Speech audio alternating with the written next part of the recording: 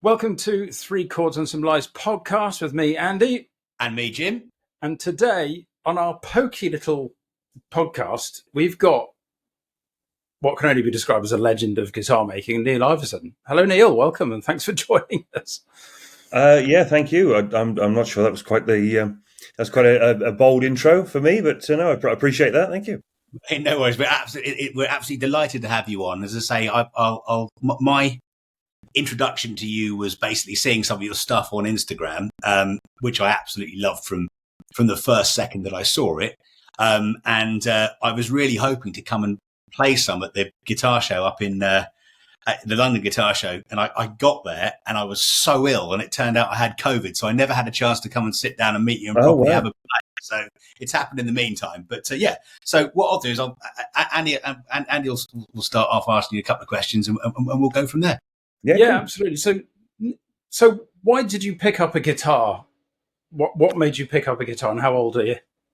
Well, we've always had music in the family because Dad was a DJ, and we used to have a Wurlitzer jukebox in our living room, as I can remember when I was, Nice. from birth till about 4 or 5 when we when they sold it. But I always remember that Wurlitzer jukebox being there and being able to sort of reach up and press in the numbers, even by not knowing where they were in the thing. And Dad always had it on free plays, so that's music was always in the house, and around. And obviously Dad, when he was out doing his discos and things like that, there was music 24/7. And there was a mum used to have one of these. I'm not sure whether it was like a bed warming pan, sort of the like brass antiques on the fireplace, that sort of thing. She had one that was like a bed warming pan, and so I could turn it and play it like a guitar. And there's pictures of me dancing around as a kid with this little bed warming pan, pretending that I was playing along to Eddie Grant. I Don't Want to Dance and Bad Company Can't Get Enough. Those two tunes were my favourites. So it was inevitable, really. And then they bizarrely, as these things when you look back, because Mum and Dad didn't really go to gigs, sort of big gigs at all, but they booked to go and see Status Quo in the NEC in 91, I think, Roxley Drop Tour anyway. Awesome. And they booked tickets, and one of their friends couldn't go, and they said, "Oh, do you want to go?" And I was only 10 at the time. And I thought, yeah, I'll go. Yeah, see a gig, that'd be fine. So we went to the NEC, and we never did it. We never did it since, really together, or it was just that one time that they booked these tickets, and we went, and I went to see Quo. And I remember being in the NEC, and we were sort of just at the on the back, sort of on the tiers, and just thinking, "Christ, this is great!" And all the crowd was singing. I thought, "Wow, this is really good." And then that's how well I remember the support band were FM. With a member of a band called FM, the Overland Brothers, and they were the loudest thing I'd ever heard. And I remember just sitting in the seat, oh no, and if it's going to be like this, like almost in tears, like, oh no, this is going to be horrible. And so they finished, and my dad said, "Don't worry, it'll be all right. It'll get better." Anyway, Quo came on, and the crowd were like chanting, and then just this roar, which I've never experienced it since. Because obviously I didn't know what to experience, but the only thing I ever compare it to is a jet going off. You're literally like being behind a jet engine. As quite this backdrop, which I later found out in the industry is called a kabuki drop. So as the band start, so this backdrop comes and they're all behind, and they just kick in, start playing, and this dropped, and the crowd just roared, and I'm getting chills just thinking about it now, and that was like, right, this is a good job. This is the job for me. How do I get old? How do I do this? So just another aside, which is probably useless information, but once the gig had finished, I was absolutely buzzing, and Dad said, "Oh, I'll buy you a T-shirt if you want." And I was like, "Oh yes, please." And it was the first T-shirt I ever bought, or I was ever bought, which had a back print on, and it was a back print of the UK with all the tour dates on. And I've still got this shirt, and I remember it was 16 quid, I mean, it was just an absolute fortune. Who Yeah, in in 1991. '91 could pay £16 for a fucking t-shirt? And but Dad bought me this t-shirt, so I was like, wow, this is amazing. Thank you. And even now, it's still one of my treasured possessions. And I I've still got it. found it out the other week, and because I wore it to death, and it's out of shape, and it's moth-eaten, and there's rips in it. But I thought I might just frame this because we lost Dad last year, this time last year. So it'd be a nice tribute to him. Really, have that framed on the wall, I think. So that was the having been fed music since the womb, to then go and see Quo at 10, and then subsequently I used to wear this t-shirt under my school uniform till I got told off. It just under. Like, is that a Status Quo t-shirt under there? I like them, but you got to take it off. And then when I went to high school, they said, oh well, you can learn guitar if you want. There's after school club, we do guitar club with a guy called Simon Tolley, he was in a soul band, and I was like, yeah, well, I'm signing up to that. So we did this, went and started playing guitar, and with there, just a room full of these old classical guitars like Cheese Grater Action, that sort of thing, and everybody picking out chords and learning chords. And so did that for a while, and then at our school, QE, it was quite a bizarre thing. The art teacher, they had a band. The teachers had a band. Then they used to perform at the end of term. They put a concert on and used to play for all the kids. So the first year they played, and I was like, oh, this is amazing. And the Pat O'Donnell, the art teacher, was the singer. Rick Jones was the guitar player.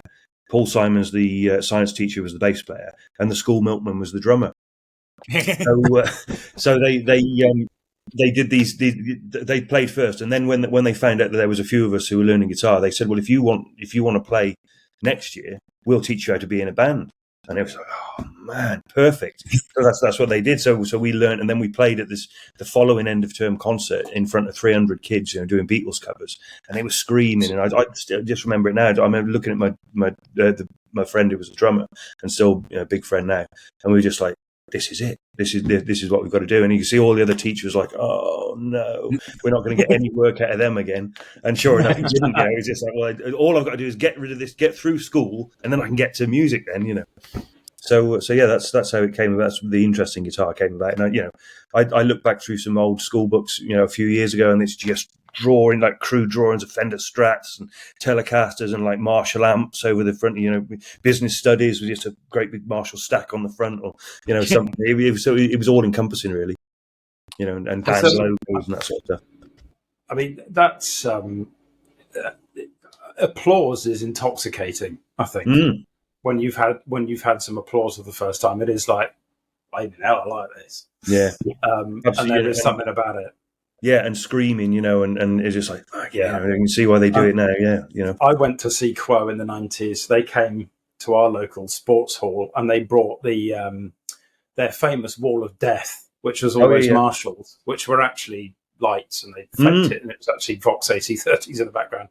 But their famous Wall of Death, which was deafening, they brought to a local sports hall that wasn't very big at all. No, very, very. I've still got hearing damage from it. Right.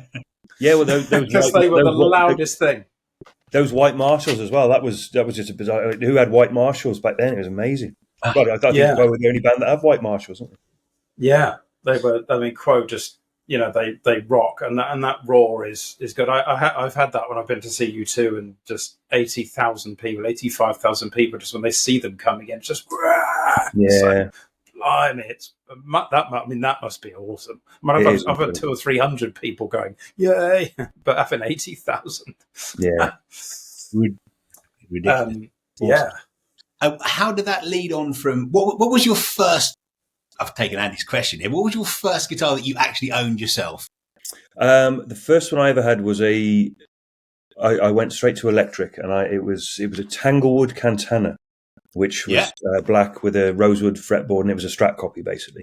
That was the first one I ever had.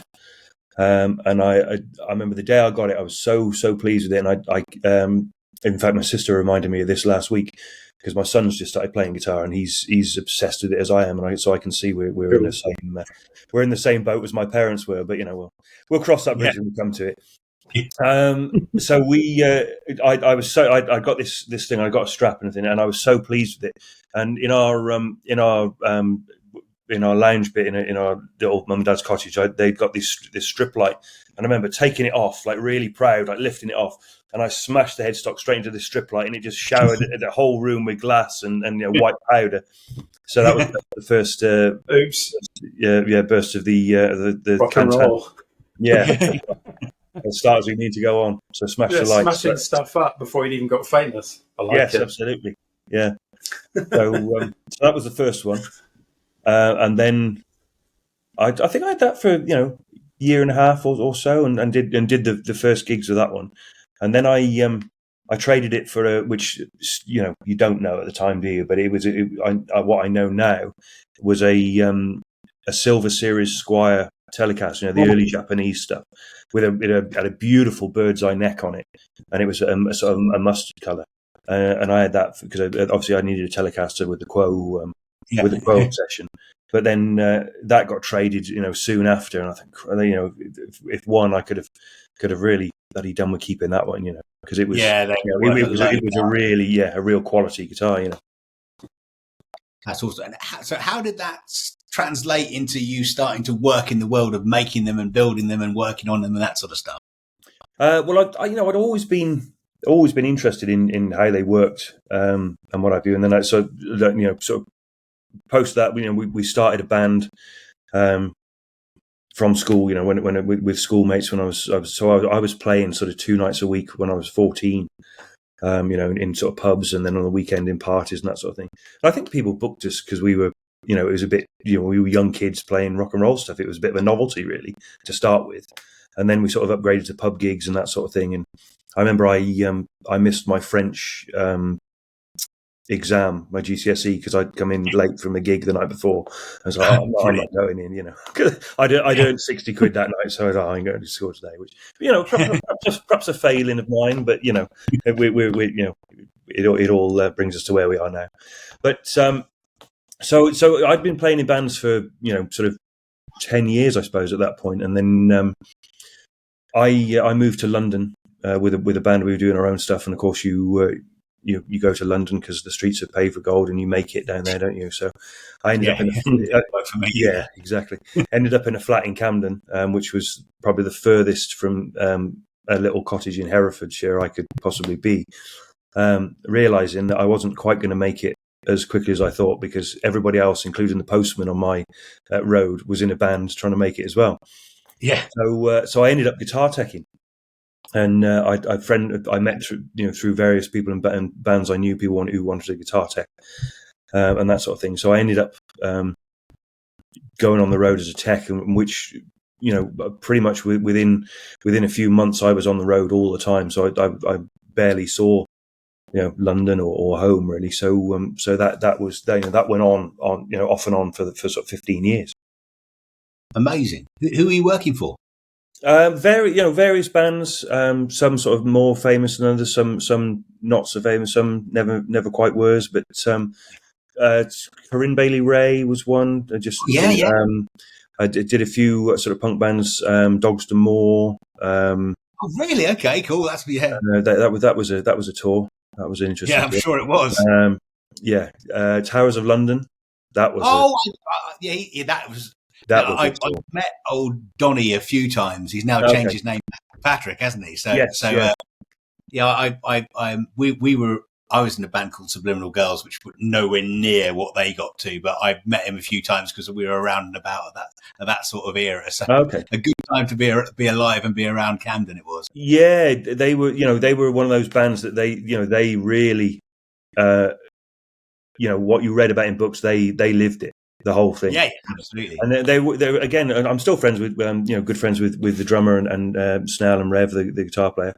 And on a good night, they were incredible. They were a really incendiary band, and on a bad night, they weren't. I think they did. I think they'd be happy to agree with that as well. But on a bad night, sometimes it was amazing. But I've seen them be incredible.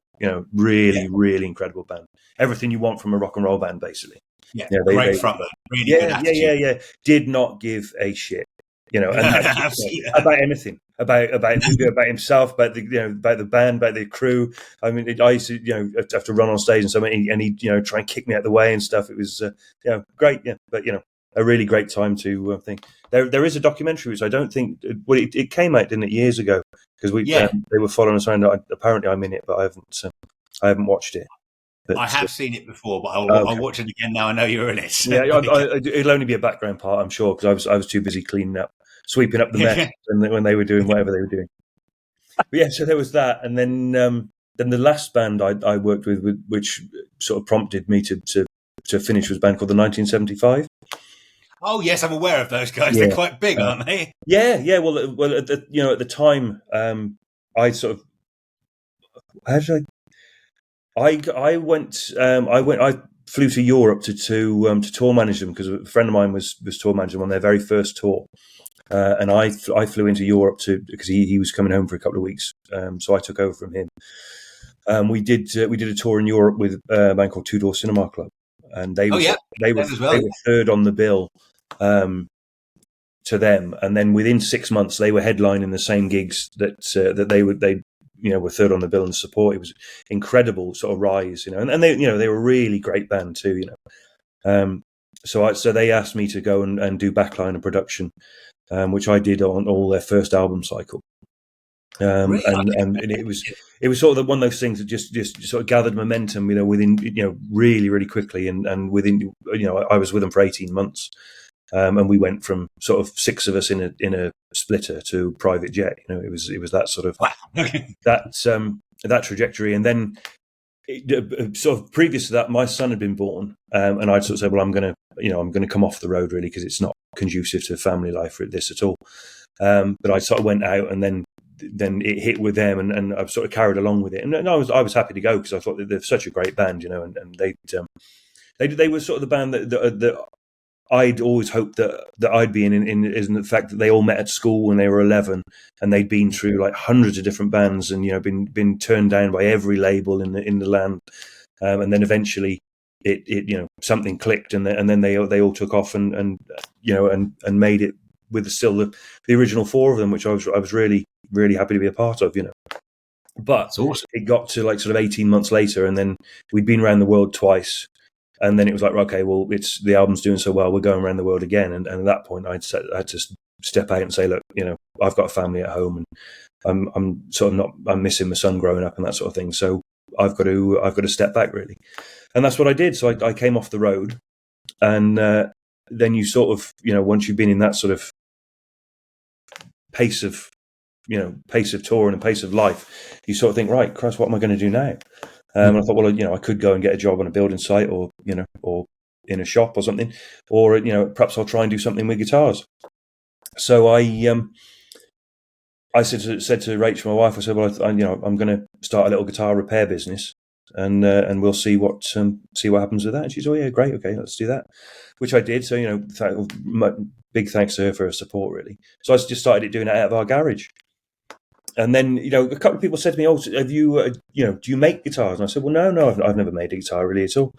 And they said, "Would you consider it?" And I said, "Yeah, possibly." So here we go. And I bought in the sort of intervening years, I bought a 59 Les Paul Junior. Nice. I've got a 60. Awesome. Yeah, double cut cherry. Yeah, mine too. Mint down to the last screw, like properly. Really nice guitar.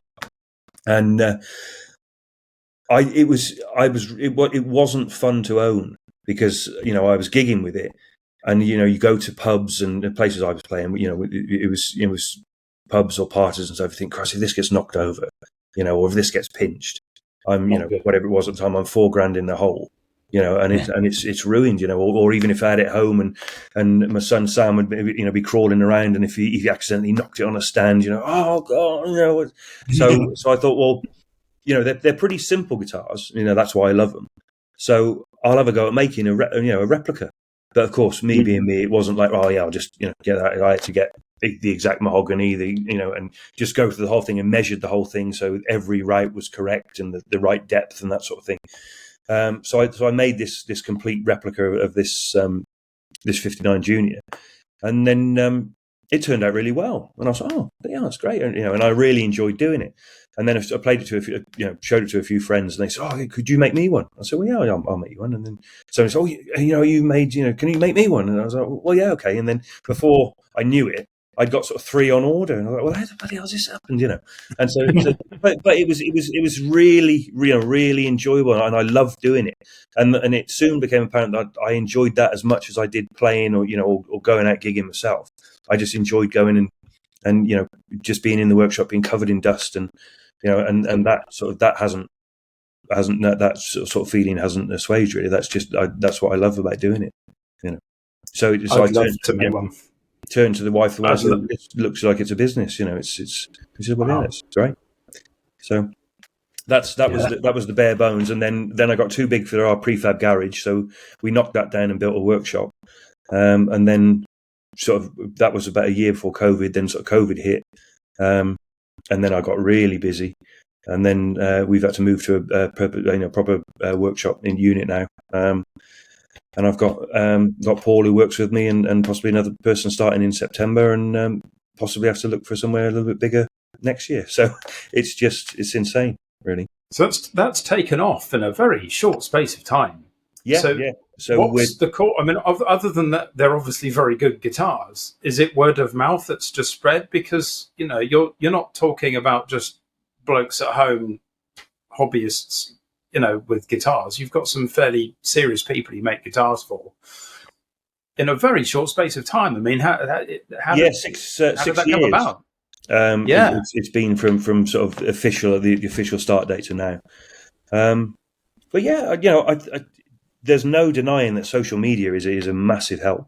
So I mean, even as as a player 20 years ago, I wouldn't have even dreamt of there was Fender, Gibson, possibly Washburn, Ibanez for sort of bit more out there stuff.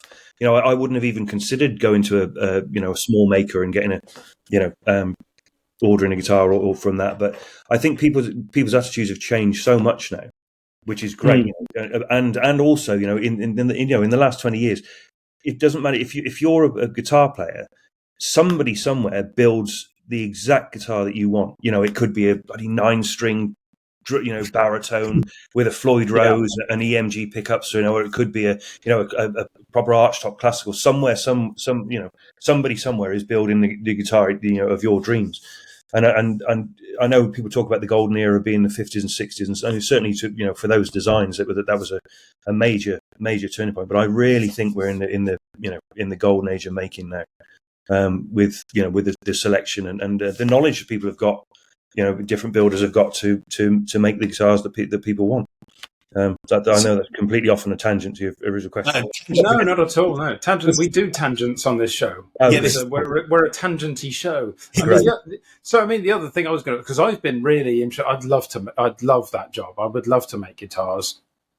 And I've been watching endless videos on people making acoustics and electrics, and the whole. I really, really, really want to have a go at doing one.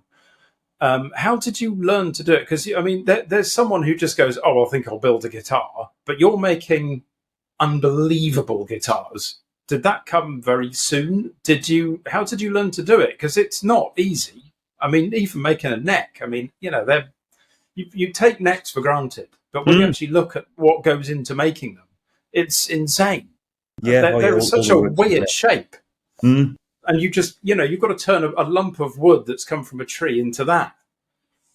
Not easy. So tell us about that, because I'm interested personally in that, because I've worked with wood for 20 years or so. Mm-hmm. Yeah, well, it's I learned from because being practical, and my dad showed me a lot of skills. And when I was sort of in between tours, which is another thing worth mentioning, in between tours.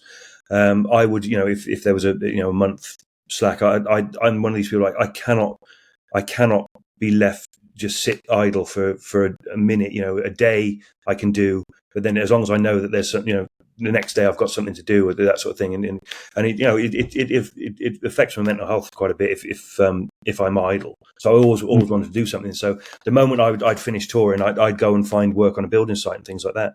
So I found some which ended up as being good friends. Used to work for various building sites and doing things from sort of plastering or general labouring to sort of carpentry. And then I ended up working with a guy. We were doing sort of Swedish lodges, holiday lodges with big Douglas fir balconies and that sort of thing. So learned a lot of joinery in that way. So I've always been very practical in that sense. And then it was, there's such a great wealth of stuff on YouTube and on the internet and that sort of thing. So I just used to spend my nights just watching videos and then going and having a go. And I sort of, certainly for the first 4 or 5 years, everything I made in guitar making, bar the mortgage and a bit of food, went on tools, and upgrading tools into that sort of thing. But yeah, it was totally self-taught really. But I suppose it helped because being a guitar player, I sort of know what I like, and luckily that translates into what other people like as well. So it was I wouldn't say it was fairly easy. It wasn't easy at all, but it was because I had such a passion for it. I think I was quite happy to put the work in. I suppose that's the way of doing it. That will drive anything, that kind of thing. And as I'm a bit of a tool nerd as well, what tools do you use? I mean, are you a Festool guy and that kind of thing? Or do you go only recently? I've only recently been able to upgrade to a Festool. Nice. I covered Festools, but only really nerdy, only the vacuum for the sander. Okay. You know what? You have to rob a bank otherwise. Yes, absolutely. I worked on site with a guy who had the whole workbench and all the bits that clipped into it, and everybody just stood around and just looked at it. It's like, wow, look at that! And then he picked up another thing out and clipped that on, and then he's got a track saw out. It's like, wow, this is incredible. But I had that a few years ago. Yeah, the first my first router was one I found in a skip, and so that's how it started. And I probably made my first 10 guitars with that plunge router out of a skip. Wow! What brand was that? It was in a skip. It was a Red Devil. This is literally digging into the archives now.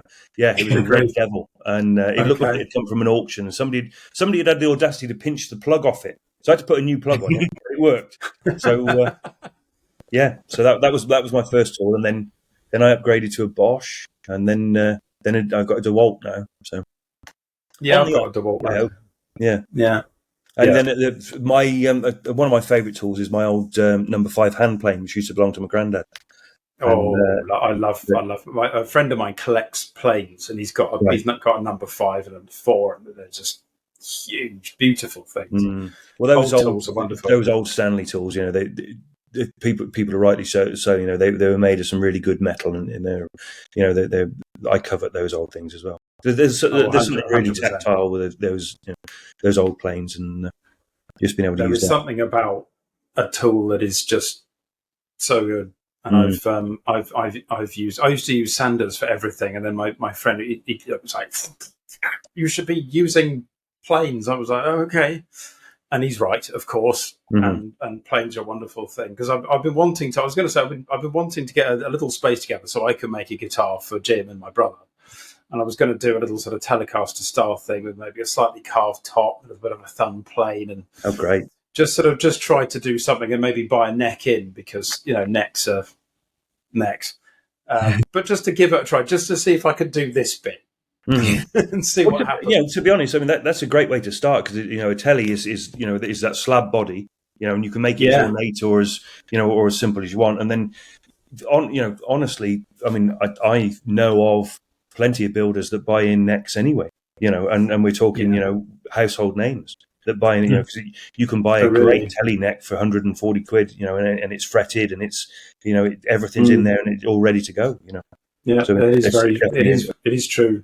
A good way in. So yours, I know, Jim, jump in if you've got anything. Oh no, I'm enjoying you guys having a proper geek out on this stuff. We're total geeks about stuff. I know nothing about the technicalities. No. We need to include Jim, because he'll just we don't want to forget that he exists. So do jump in, but I definitely want to sort of get going. Have you got any tips for anyone who's thinking about, not just me, obviously, but if there's anyone watching, anyone listening that wants to make something like that, what tips would you have?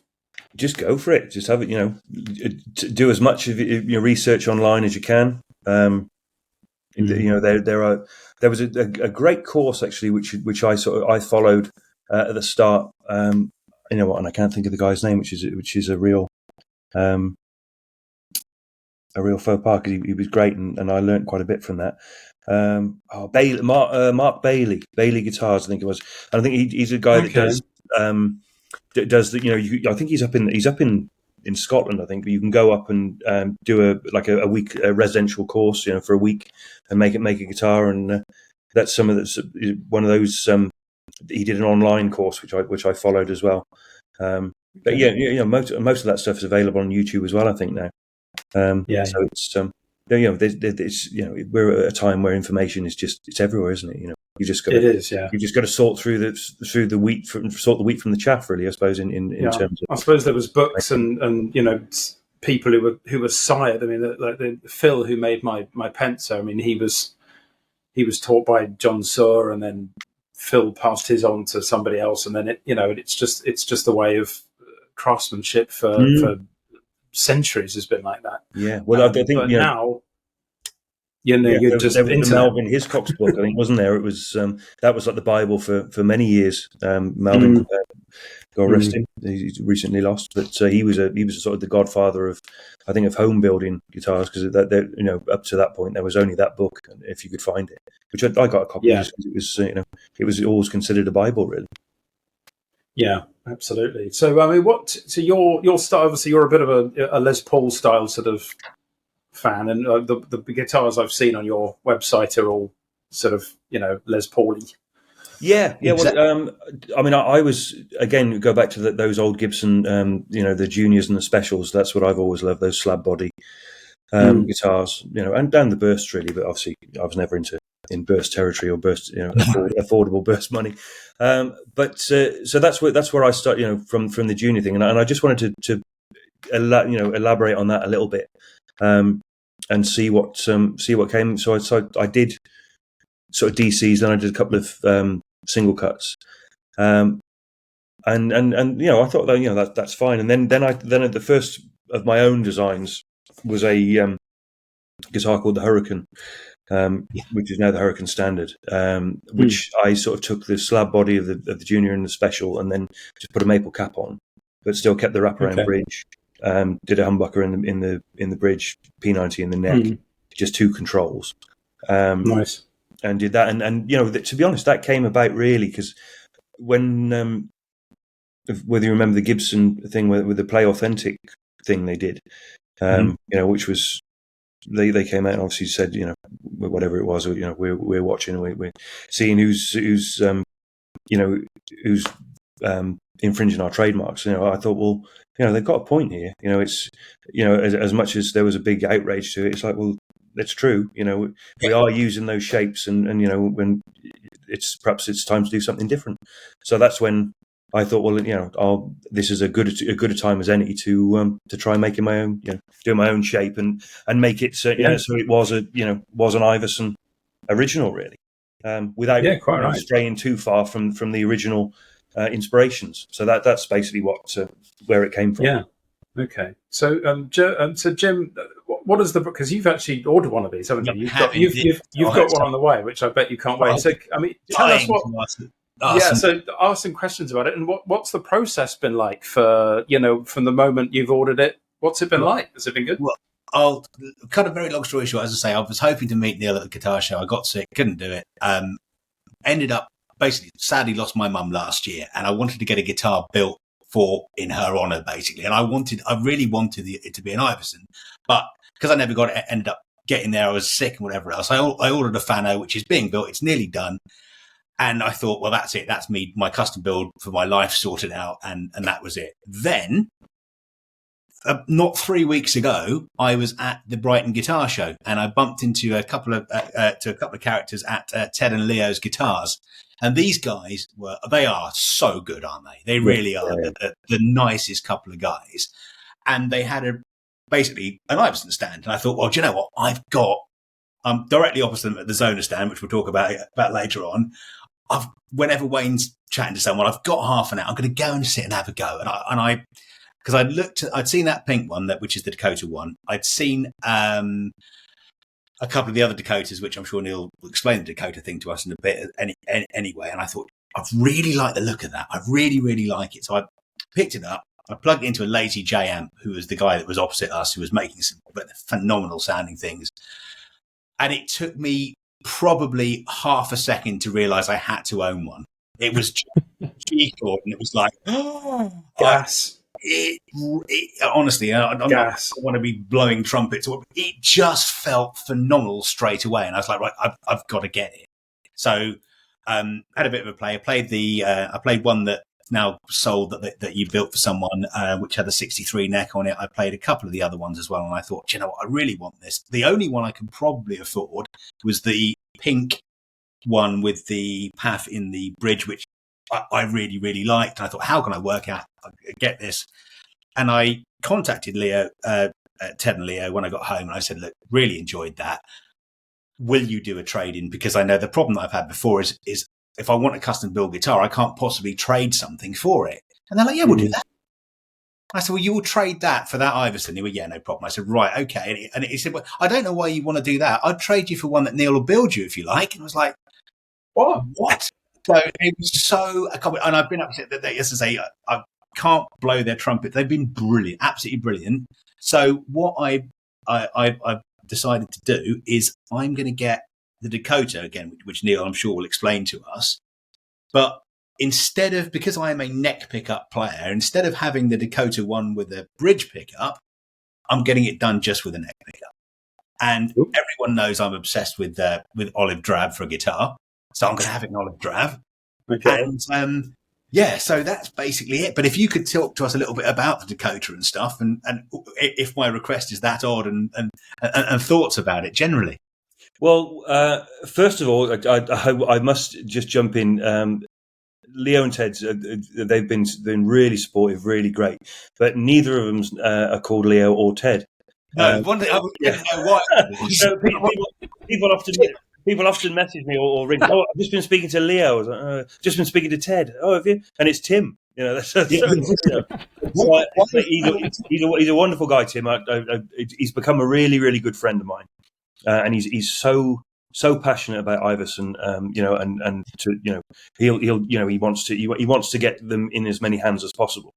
And I'm sure he won't mind me telling everyone he's the curator of the Ivison Museum. So he's got the first ever Hurricane that was ever built. He's got the first ever Dakota. Right. He's also just bought from me, who I was then given. Basically, the first DC I ever built ended up with a guy in the Outer Hebrides. But between 3 or 4 people, it ended up back to me, and I said, "Tim, do you want number 1?" He's like, "Yes." So that was the first guitar I ever built and sold. So he's got that one as well. So he's got a little museum as well, which we often joke about.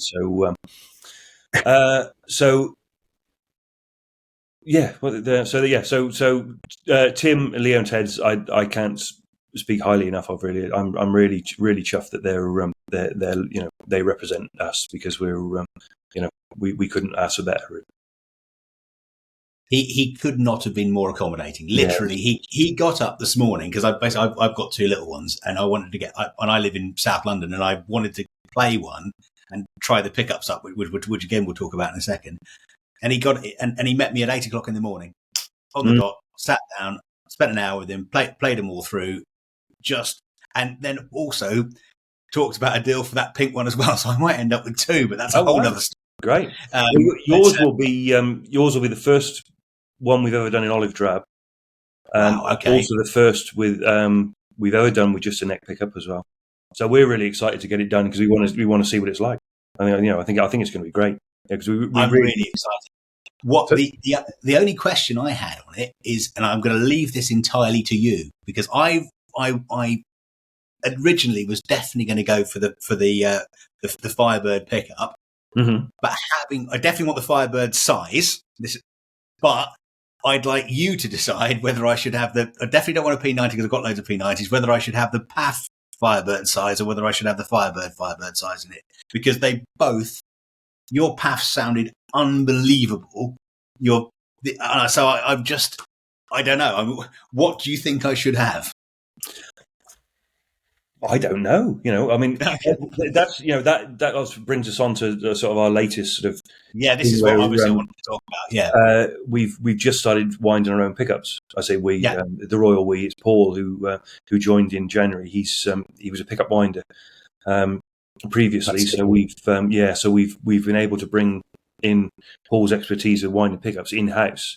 So then we can wind pickups to the specific guitar. So if we've got two pieces of wood that resonate in a particular way, we can put a pickup in, and if at that point it's like this needs a bit of something, like, right, okay, let's try a different one, until we know that we feel that pickup is the right unit for that guitar, because it's an electric guitar, and pickups are so important in the fact that ours are sort of in the vintage style, are all unpotted. So if you've got an unpotted pickup, it's essentially a microphone. And that's why those old P90s in juniors were so revered, because it's just a slab of wood and you've got this pickup on the top. And not only is it bringing in the vibrations from the magnets of the strings, it's the whole of the body is resonating, and the pickup's picking that up as well. If you like some of those old ones, if you put it on a strap and you'll just be talking or just sit around and like, it's like, what? And it's literally the strap rubbing on the guitar rubbing against your clothes. It's amplified through the pickup, and certainly to an extent. Ours are like that as well, which is obviously why we make sure that the wood is as resonant as possible, so we can, those pickups pick up that sort of thing. So with your drab green, I would personally, I mean, I love the Freebird neck pickup. That's I think the one it should be, because that's the one I tried. Paul winds that to a vintage spec, and it's got its own thing, but it's quite stratty. There's a lot of clarity in it, especially for a neck pickup. But because you haven't got the extra pull of that bridge pickup on yours. So it's gonna be a bit more lively. It's just the guitar in general. So, I mean, people often say, "Oh, is it right? One pickup guitars are, they sound different," and they do. But between a one pickup and a twin pickup guitar, especially if you've got a bridge pickup, which is obviously in the bridge, because that's where you put them. But if you're looking at the time, then you consider that your neck pickup is usually at the end of the fretboard. That's in prime. As you look at your graph, if you were the way I would explain it, if you've got a piece of string and you pull a piece of string taut, it does that thing. You've got your nut one end and your bridge the other. That bit in the middle where it does that is your I don't know what they call it, but that's your prime vibration area, basically. So if you've then got two magnets right under the middle of it, that's going to affect how much it vibrates. Whereas if you've just got a bridge pickup and you haven't got anything, interfering with that, the fluctuation of that string there, it's going to, it's obviously going to affect it. So you're obviously going to get more jangle and more, just more vibrancy out of a single pickup guitar. I realise that those descriptive words are complete nonsense, and any real luthier would probably throw me out of the lutherie school wherever I haven't been to. But so those are my layman's terms in describing it, really. So it'll be interesting to see with just having a neck pickup where whether that alters the vibration or not. So that's why we're so keen to do it and see what happens. So sorry, go on. I think it will get a lot of attention as well. I think the olive drab is a really fashionable colour at the moment. Yes, yeah. And that's I've always loved it. I'm not a dedicated follower of fashion with it, but I've always it's always been a colour that I really, really, really wanted. And I saw Anderton's had a Les Paul 54 custom shop Les Paul reissue in it a couple of weeks ago, and it was about $9,500 that it went. That they can't keep them in stock because they look so good. There was a Chris Cornell 335. Yeah, that was 355. Yeah, that's 355, wasn't it? Yeah, that was cool. That was. No, I think it's a great color, and I say we've decided to go for. And they say the relic job on that pink one is something. So if we can go something similar to that on the relic, would just be. Because I look the way it's, I've got photos, so we can put some photos underneath it, Andy. But it's the back of the neck. It's got a stinger thing, so a black thing on the back of the headstock, which again, not being very descriptive. I'd have to show you what it looks like, and then the paint just fades so beautifully into it's just brilliant. And we can get it on our Instagram. We'll put we'll get it on the Instagram. We'll share it around there. So describe. So what does the Dakota look like, and where did you get the name from? Have you visited Dakota, or did you like the plane, or where did it come from? Well, yeah. So the name. As we'll start with the name. I'm a bit of a World War II history fan. So nice. We go to Normandy sort of perhaps once a year if we can, and around there. And so the Hurricane was obviously well. First of all, I was going to do Spitfire, Hurricane, Dakota in three different things. So the Hurricane started out as the Spitfire. This is right at the very start. And almost immediately, I had a guy from America said, "Oh, yeah, I've got a guitar called the Spitfire. I'm not sure." And I said, "Well, what's it? No problem at all. I'll change mine." So it was inevitably I changed to the Hurricane, so that was fine. And then the Dakota was always going to be the next guitar, regardless of what. Because I love the C47 Dakota. I think it's probably one of the most really sleek, beautiful looking plane. It is, yeah. Yeah, so regardless of what I built next, it was going to be the Dakota, which happened to be the Dakota, which as it came out now. But it came around because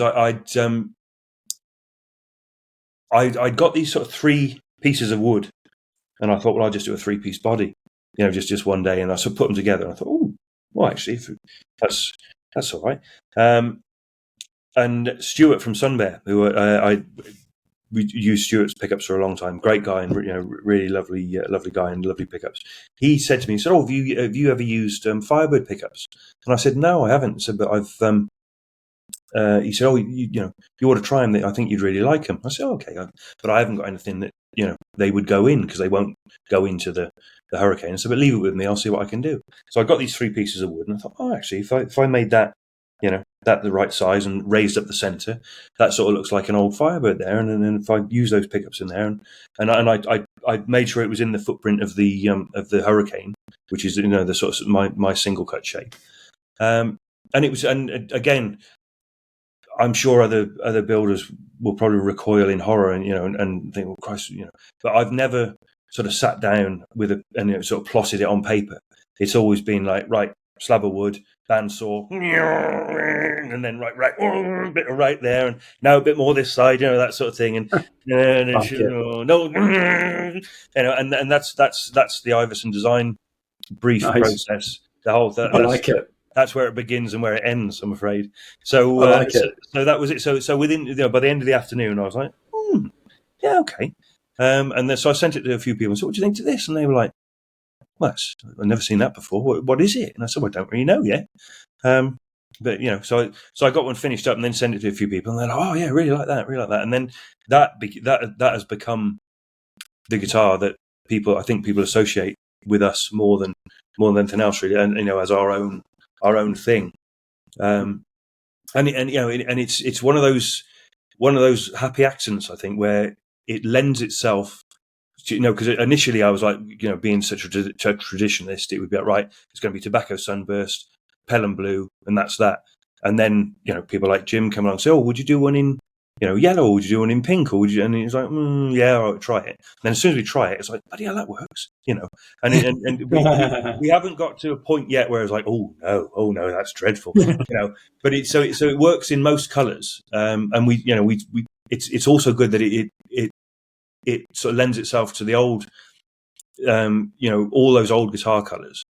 They all seem to work on it, whether it be, old sort of Gibson style, old Fender colours, those sort of things, or what have you, or just completely, different things like, like the drab green or things like that.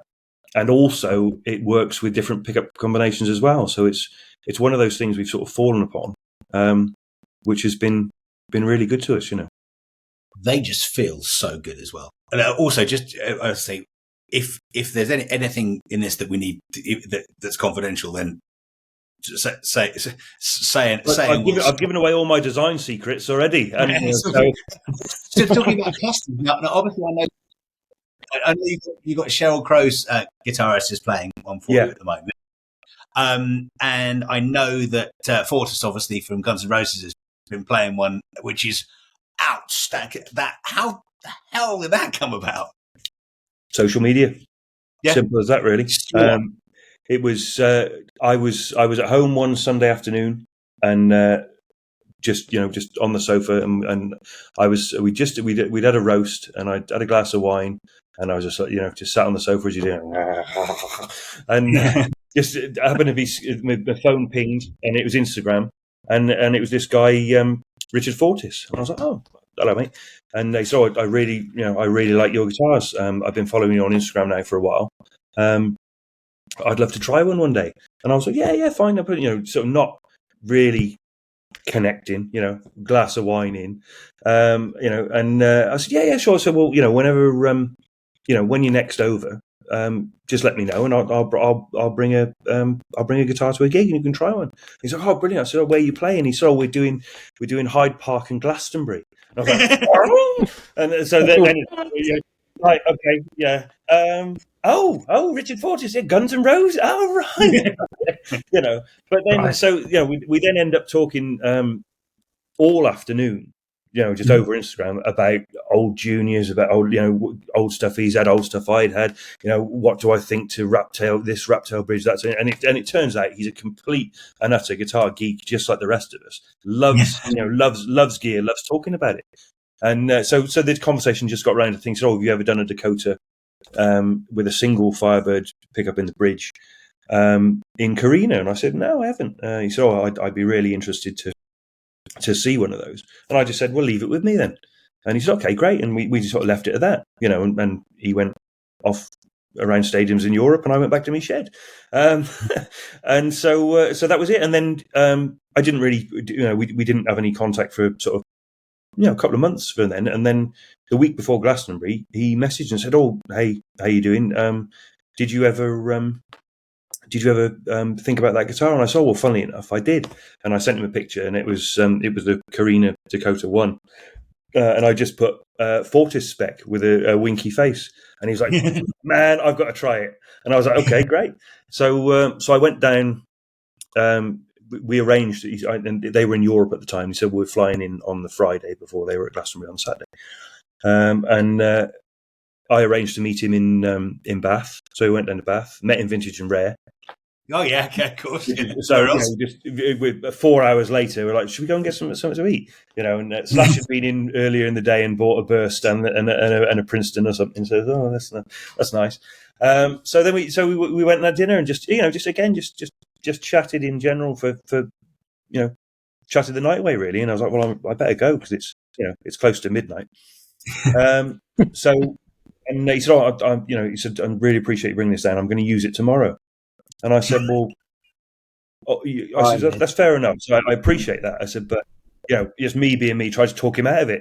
It was like, well, but bear in mind, it's a big gig, and it's broadcast, and it's Pyramid Stage at Glastonbury is pretty big to try. It's a pretty ballsy move to try your new guitar out there. And he's like, yeah. No, so no, I'm sorry. I said, well, if you do, that would be amazing, but please don't do it on my account.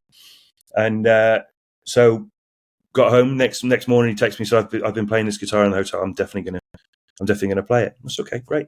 So we pitch up in front of the telly for Glastonbury, and I said to Rachel, my wife, I said, right, you know what it looks like?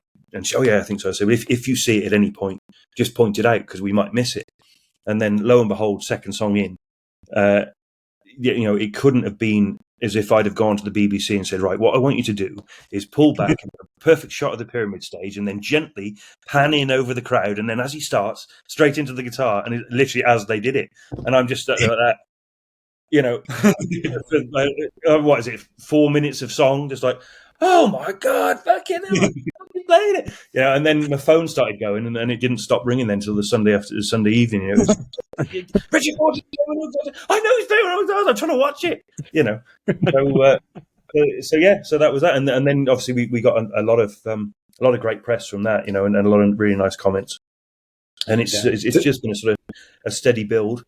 And then again, we don't. Well, I certainly don't. I don't go. I've got a list of people that I'd really love to play my guitars. Heroes of mine, basically, as a guitar player and guitar players I really admire. And there's 3 people on that list that I've ticked off already. 2 are still waiting, but the one was which bizarrely, we lost Dad on in July, and then 2 days later I got this email through from Audley Freed, saying, "No, hey, I've just seen your guitars. I'd love to try one. Have you got any dealers in the US? I could try one at." And I was like, well, this isn't Audley Freed, is it? It's somebody called, it's another one. And within a couple of emails, it was like, oh no, it's Audley Freed. It's like, great. Okay. So we got chatting, and then he was obviously sort of into him. And I said, well, again, I'll build you something, and then when you come over, see what I'll bring it out and see what you think. So we just kept in touch. He's such a lovely guy. I mean, really, really humble, nice guy, and just a fantastic player. I mean, I've admired him for years. I knew of his stuff when he was in the Black Crows, which he played on that. That all makes sense. On that Lions album, and then they did the Live at the Greek with Jimmy Page, and then he'd been out with the Dixie Chicks, and been quite big sessions in Nashville. And it wasn't till 3 or 4 months ago somebody said, "Oh, you know Cry of Love, obviously," and I was like, "No, never heard that." Which was his first band, which is just off the scale, Strat into a Marshall Jubilee. I mean, if you haven't heard it, I haven't, so I will. The first Cry of Love album. Well, both the albums are amazing, but it's just it's a guitar player's guitar album. And so I took him one out, and again we just a really, I can't say enough great things about him, because we shared some emails, sort of personal stuff, after Dad, and he was really really great. So I took the guitar to him, and then he said, "Oh, we're doing a TV show tomorrow morning. I'll use it on that." That's okay. And then he basically used it on the European tour ever since. And then they were out with Willie Nelson and Chris Stapleton last week, and he was using it for most of the set of that. And then they start. I think they start tomorrow with Pink doing a load of stadiums. Wow! And I imagine he'll take it out then. So it's for a guy of his caliber, and to be to have him as an ambassador of our brand is, we couldn't ask for more, really. You just need the break, don't you? You just need someone massive to turn up. And I mean, has this spawned some other people then that you can mention? It has, but there's a couple, but one, I probably won't. I'll keep them, because one exactly. But that's fine. I'll catch you about what was. I know we've got a mutual friend from who makes straps. Christian, yeah. Yeah. So obviously I've been chatting to Christian quite a bit recently, and about that sort of stuff. And he made me, for my birthday, from my wife, he made me a belt, but at the end of the belt it's got a little plectrum pocket. Oh, brilliant! And I know he makes some straps for you as well, doesn't he? Yes, that's right. Yeah. Yeah, so he does some. He's an awesome chap. So that's all good. Mate, look, honestly, it has been an absolute pleasure and an honour to be able to sit and have a chat with you today. And I mean, I'm so excited about my guitar. I'm sure we'll be in touch to and fro quite a bit until that happens. Yeah. When are you next appearing? What is your next show? London. We're doing London is that October? London. Last weekend in October. Oh, I'll definitely be there. So if I don't, I might have to come. I'd love you to come over for that. You really enjoy it. It'd be really, really good to meet properly when I'm not ill and have a chat about it. And obviously, I'll be bothering Tim on a regular basis about stuff. But I mean, it's been great. And I know you're a busy man. You've got stuff going on. So we really, really appreciate you taking the time to have a chat with us today, Neil. No, pleasure. Absolutely, my pleasure. Really, and thank you for having me. Mate, no worries. And we'll, as soon as we've got it all edited, Andy does all the technical stuff because I'm useless. As soon as we've got it all done, we'll flip it over to you to have a look at, and then we'll look at getting it shared to a few places. Oh, great! No, thank you. I know we briefly covered the pickups. Is there anything else new you want to mention at the moment? Well, yeah. What have you got going on? What's new? No, I think that's about it. Just doing the our pickups doing are our super thing. exciting. The fact that, as I say, they're all in a Firebird shape, but there's a P90, a PAF, and a Firebird. So yes, that's right. Yeah, and then we do a full size PAF as well, and then P90s, and the whole range of what we're going to be using really. But yeah, that's all down to Paul. I can't take credit for that. That's honestly, my final comment on this is they had a gold top, your 57 Hurricane, up on the wall this morning that I had no intention of picking up, right? Because I've got a Les Paul that I'm very happy with and all that, and I put it down. I said to Tim, could I just have a go on the neck pickup on that gold top? Absolutely blew my mind. If anyone's got a chance of playing one of these things, just go and do it, because I don't think I've ever felt something, apart from obviously the Dakota, that just felt so instantly right and sounded. And I was playing it through. I know we try not to get too nerdy on this, although today we failed. I was playing it with an Archer into a Lightspeed. I love Nick Greer stuff. Has Nick got one of your guitars? He's got one on order. Yeah. Nick, it's funny. Nick is. We've never met, but he's been such a really. In fact, he sorted us out with our first American dealer. And he said, I've got others. Just let me know what you need. He's a wonderful guy, Nick. Really, really what a nice man he is. Absolutely. He didn't know me from Adam. I popped him a message and said, I'm in love with. I'm a massive Jason Isbell fan, as you can see by the t-shirt. Yeah, great. He needs to have one of your guitars. I said that to Tim this morning. I think of all the people, he would just be the dream guy. But again, that's just me being prejudiced. He's on the list, but he's got to get in touch, and then we'll sort it out. But well, say Nick was just to say, and I sent him, and I said, look, and this is also for Andy's brother. I said, we both love Lightspeed. We just can't get one of your t-shirts from anywhere. And he said, look, I tell you what, I'll give you a little code, and I'll do one cost price for you, and just send. And he sent us a couple of t-shirts over. Oh, brilliant. And he couldn't have been nice. And he also said when he's got settled, I know he's just moved, doesn't he? So when he's got settled, he'll come on and have a chat as well. And we would. Oh, great! I'd love to see that. What's he got on order, or is that none of my business? Dakota 1, but a Freebird in the bridge, I think. Just a single Freebird. Yeah, so just the opposite of yours. Opposite, okay, it's interesting. All good, mate. Look, again, thank you. You've given us a whole hour. I know you're busy, guys. Thank you so much for that, and it's been enlightening and brilliant. So no, thank you. No, pleasure. We'll let it, when it goes out, it'll go up on YouTube. Yeah, up on YouTube. It will go up on Spotify. And if we could ask everyone to like and subscribe, that'd be great. Neil, thanks for your time. We'll be in touch soon. Yeah. Pleasure. Cheers, guys. Thanks a lot. Thanks a lot. Cheers. Bye. Bye.